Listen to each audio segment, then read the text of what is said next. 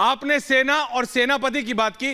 हर्षवर्धन जी, दो तरीके के सेनापति होते हैं और इतिहास गवाह है। एक वो सेनापति who Leeds from the front, जो आगे खड़ा होता है और ये कहता है ये नहीं तुम आगे बढ़ो, मैं तुम्हारे पीछे हूं। वो कहता है मैं आगे हूं, तुम चलो मेरे साथ कंधे से कंधा मिला के, या फॉलो मी। और एक वो होता है भाटी जी, जो अपने एसी वाले तंबू में बैठा है पीछे।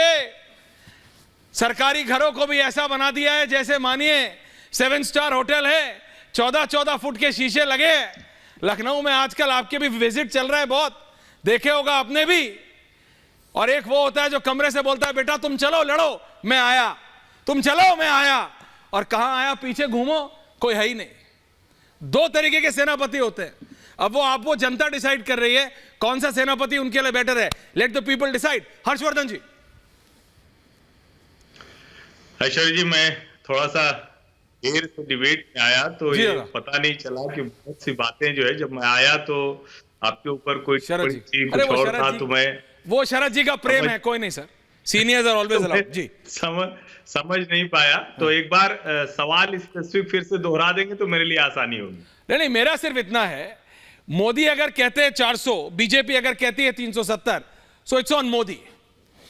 वो कहते हैं मोदी की गारंटी पे दे रहे हो, अगर आते हैं तो मोदी आते हैं और अगर नहीं आते हैं तो सवाल मोदी पे उठेगा। यहां विपक्ष कहता है कि मैं ला रहा हूं 400, मैं ला रहा हूं 300, मैं ला रहा हूं 200। अब यूपी में अखिलेश यादव कहते हैं मैं ला रहा हूं 40, बिहार में तेजस्वी यादव कहते हैं भाई सारा हम ला रहे। तेजस्वी यादव लड़ रहे क्या इलेक्शन? वो लड़ ही नहीं रहे। कांग्रेस के एक नेता को टिकट मिलता है, वो उसके बाद चले जाते हैं। लेकिन भाटी जी ने ठीक किया, 2 सिटिंग बीजेपी के एमपीज को भी टिकट मिला, वो जाके कांग्रेस में चले गए। लेकिन मैं टॉप लीडर्स की बात कर रहा हूं। यहां एक तरफ मोदी जो कहते हैं I am leading from the front, वहां दूसरे हैं जो टेंट में बैठे हैं, बोले तुम चलो बेटा मैं आ रहा हूं। देखिए ऐश्वर्य जी, सबसे पहले तो ये कि चुनाव जब शुरू हो जाते हैं ना जी, तो पार्टियों में प्रत्याशी चयन, उसकी वजह से आना जाना, ये कोई बहुत बड़ी बात नहीं। भारतीय जनता पार्टी के जो 2 सांसद गए, चाहे वो राहुल कसवां हो चूरू से या फिर हरियाणा के विजेंद्र सिंह हो, दोनों का टिकट कटा इसलिए वो चले गए। तो ये कोई बहुत बड़ी बात नहीं है। कांग्रेस में भी बहुत से लोग टिकट कटने की वजह से चले जाते होंगे।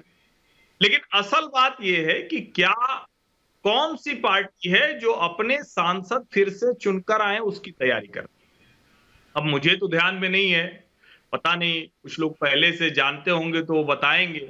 इस देश ने हमेशा जवाहरलाल नेहरू से लेकर और आज नरेंद्र मोदी तक नेता और चेहरा देखकर वोट किया, हमेशा। अमेरिका में प्रेसिडेंशियल फॉर्म ऑफ इलेक्शन होगा, लेकिन जिसकी सामान्य समझ भी है वो ये जानता है कि इस देश में नेता और उसके पीछे जो पार्टी खड़ी है उसको देखकर वोट होता है। नरेंद्र मोदी पिछले 2 चुनाव से वहां ले जाकर पार्टी को खड़ी करने में कामयाब रहे। जहां तक रही बात कि किसके ऊपर ओनस जाएगा, तो जाहिर है जब चुनाव जीतते हैं तब भी नरेंद्र मोदी, हारते हैं तब भी नरेंद्र मोदी। तो ऐसे ही राहुल गांधी पर भी वो ओनस जाए। और यहां एकदम भाटी जी ने सही कहा, समाजवादी पार्टी ने लोकसभा चुनाव की तैयारी पहले से शुरू की। प्रत्याशी भी बिना सहमति बने भी कांग्रेस से बातचीत चली रही थी। अखिलेश यादव बार बार कह रहे थे कि आपके पास तो प्रत्याशी तक की स्थिति नहीं, फिर भी उन्होंने अपने प्रत्याशी घोषित कर दिए। अब लेकिन इसके आगे की बात, अखिलेश और तेजस्वी चुनाव नहीं लड़ रहे हैं, ये दोनों का अपना तय किया हुआ डिसीजन है। दोनों विधानसभा की लड़ाई लड़ रहे हैं। अखिलेश अपनी लोकसभा छोड़कर आए, लेकिन राहुल गांधी कांग्रेस पार्टी के सबसे बड़े नेता हैं। वो विधानसभा की राजनीति नहीं करते हैं, वो राज्य की राजनीति नहीं करते हैं। कहां से चुनाव लड़ रहे हैं? वो वायनाड जा रहे हैं। उत्तर भारत को पूरी तरह से कांग्रेस पार्टी ने छोड़ दिया। और इस गठजोड़ की धुरी कौन है? कांग्रेस पार्टी है। सबसे बड़ी पार्टी कौन है अभी? कांग्रेस पार्टी। रायबरेली से सोनिया जी चली जाती हैं स्वास्थ्य कारणों का हवाला देकर, और वो स्वास्थ्य कारण उनको राज्यसभा में रहने के लिए इजाजत देता है। भाई इतना ही था तो आप छोड़ देते, क्या जरूरत थी? लेकिन ये दिखाता है कि दरअसल सिर्फ बंगला बचा लेना है, सिर्फ सांसद की कुर्सी बचा लेनी है, लेकिन आपकी लड़ाई लड़ने की मंशा नहीं।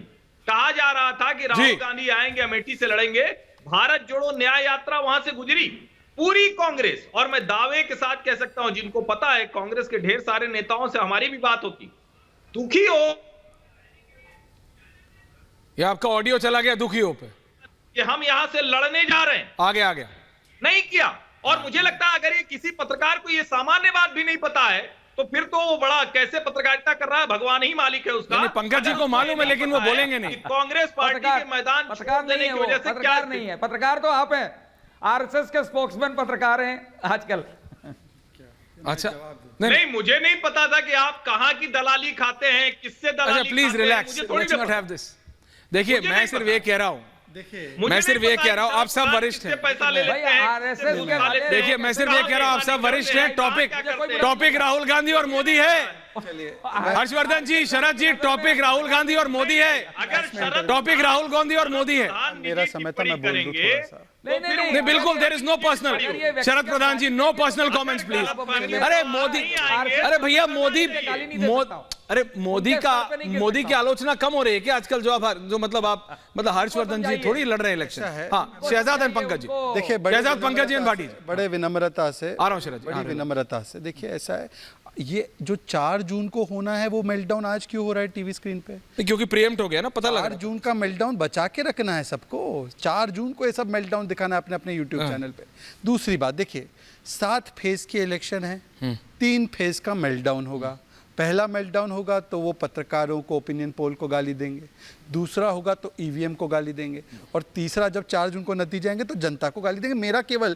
मुझे भी 400 जब नंबर सुनाई दिया था तो मैं डाउट में था, मैंने बोला थोड़ा ज़्यादा बोल गया। तो फिर मुझे अगले दिन एक बयान आया, और वो बयान आने के बाद मैं कन्विंस हो गया 400 पार है। वो बयान ये था कि किस प्रकार से राहुल, अखिलेश, ये सब लोग ईवीएम को गरियाने लगे। जिस प्रकार से ये लोग ईवीएम को गाली देने लगे, मैं कन्विंस हो गया कि अब की बार 400 पार होना है। क्योंकि अभी से ये लोग अपना एलिबाई एक लीगल टर्म होता है कि मैंने ये क्राइम नहीं किया, इसके लिए एलिबाई तैयार करने को, तो ये बहाना रखने का मतलब ही। अब देखिए यहाँ पर कुछ लोग गाली दे रहे पत्रकार को, कुछ लोग गाली दे रहे चैनल को। अब ये लोग ईवीएम को गाली दे रहे हैं, वरना बताइए ना, आप बता दीजिए कि हम तो जीत रहे हैं। अब जीतने का आपको अंदाजा भी है और ईवीएम को गाली भी देना है, ये कैसे मैच होता है बताइए? अगर जीतने वाले तो ईवीएम को कैसे गाली दे रहे हैं आप? पंकज जी, मतलब तेलंगाना में जीत गलत थी क्या? पंजाब में जीत गलत थी क्या? दिल्ली में जीत गलत थी क्या? ये किस प्रकार से आप लोग बिहेव करते, थोड़ा समझिए। ये मेल्टडाउन 4 जून के लिए बचा के रखे। SP and SP, original SP और उसके नाम पे काम करने वाली एसपी, दोनों अपना मेल्टडाउन आराम से बचा के रखे। बहुत समय और अवसर मिलेगा मेल्टडाउन होने के लिए, लंबा समय मिलेगा। पंकज जी एंडिंग कमेंट्स ले रहा हूं सबसे।